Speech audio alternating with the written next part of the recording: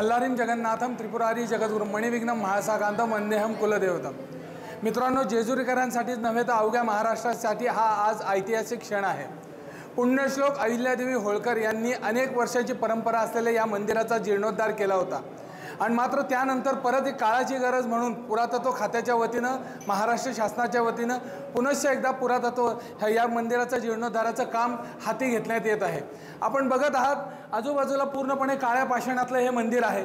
काळा पाषाण हे वैभव आहे आणि त्याच्यानंतर हे संगमरवरी जे नवीन झालेलं बांधकाम आहे, नवीन झालेलं काम आहे, यामुळे थोडंसं मंदिराच्या सौंदर्याला थोडीशी बाधा येते। आणि हेच जे आहे आपण बघतोय हा मार्बल जो आहे हा नंतर बसवलेला मार्बल आहे।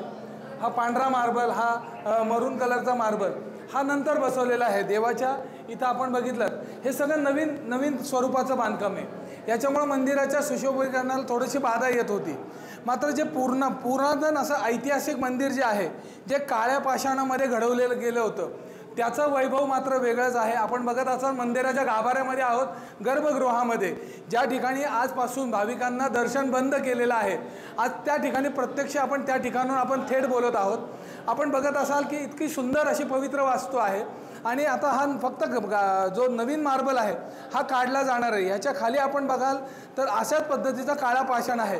त्यात जो चांगला आहे तो सर्वाइव्ह करणार आहोत आणि नवीन पद्धतीचं एक थोडंसं जो काळा पाषाण आहे तो लावून जुनं वैभव मंदिराला जसंच्या तसं आपण देणार आहोत, तसा प्रयत्न करणार। माझी अपेक्षा आहे की 5 तारखेनंतर हे जे काम आहे पुरातत्व विभागाच्या वतीनं अतिशय तज्ञ लोकांच्या मार्गदर्शनाखाली सुरू आहे आणि 5 तारखेनंतर आपण बघाल महाराष्ट्राचं हे वैभव पुढच्या पिढ्यानपिढ्यांसाठी एक आदर्श अशी वास्तू असणार आहे।